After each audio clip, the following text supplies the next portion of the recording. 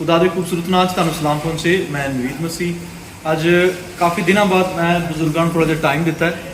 सलाब दे विच जिहड़े फसे हुए लोग ने असीं उन्हां दे कोल जा रहे हैं, जिन्ना भी हो सकता है असीं कर रहे हैं, लेकिन कुछ टाइम है बजुर्गों नाल गुजार रहे हैं।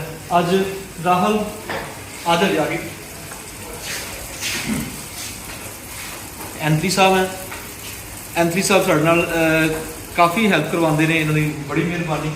इस टाइम अरबी ते आलू बना रही राहुल।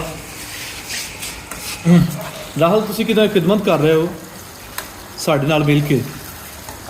मैं तुहानूं जबरदस्ती तो नहीं करवांदा कि तू करेंगी तो फिर ठीक नहीं। मैं बहुत अच्छा लग रहा कि खुदा ने सानू खिदमत सौंप पी है ते खुदा जिथों तक सानू लैके जाएगा असीं यह खिदमत करांगे।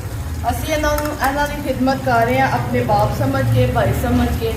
पहले मैं थोड़ी जी प्रॉब्लम च सा, लेकिन खुदा का शुक्र है भाई सानू असीं खुदा दे अगे रखिया सी कि सानू कोई शख्स मिले जिहड़ा खाना बना सके, नाले साडे कोल रवे भी, उन्हां कोल ਉਹ ਸਾਡੇ ਕੋਲ ਵੀ ਰਹਿਣ ਤੇ ਉਹ ਸਾਡੇ ਨਾਲ ਹੈਲਪ ਵੀ ਕਰਾਉਣ। ਤੇ ਭਾਈ ਖੁਦਾ ਦਾ कामरान यार ਅਸੀਂ तेरे तो बड़े खुश हैं, खुदा तेरे नाल होवे। खुदा ने ਸਾਨੂੰ ਇਹ ਭਾਈ ਦਿੱਤਾ ਵੇ, ਖਾਣਾ ਬਣਾਉਂਦਾ ਬਹੁਤ ਅੱਛਾ ਹੈ ਨਾਲ ਸਾਰੇ। कामरान थोड़ी जी स्टोरी है। कामरान भाई पंजाबी बोल लेंदे हो ना? हाँ जी।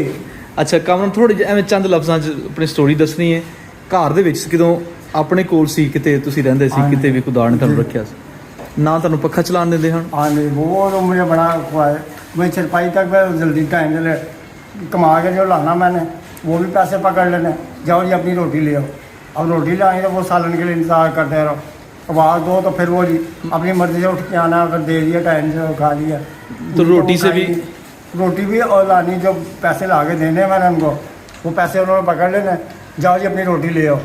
अब मैं पैसे दे दिए तो मैं रोटी कहाँ से ले कहाँ आऊँ? से लेके आऊँ? फिर वो फिर आसपास से कहीं से पकड़ के मैं सिस्टम चलाता था।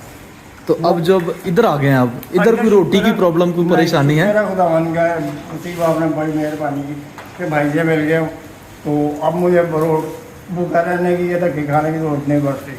तो उस दिन मैं शुक्र कर रहा हूँ अल्लाह तुझसे दे, खुदा आपको संभाले हैं। हम भी आपसे खुश हैं। और ये कामरान भाई आगे आए।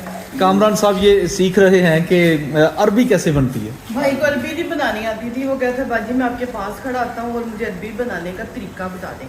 तो मैं आज भाई के साथ अरबी बनाने का मैं बता रही हूँ कि ये भाई ऐसे अरबी बनती है। बकाया सब कुछ बना लेते हैं, लेकिन अरबी बनाने में इन्हें थोड़ी सी प्रॉब्लम आ रही थी, तो वो आज प्रॉब्लम भी दूर हो जाएगी। साड़ी सारी मूवमेंट्स तुहानूं नज़र आਉਂਦੀਆਂ ਰਹਿਣਗੀਆਂ।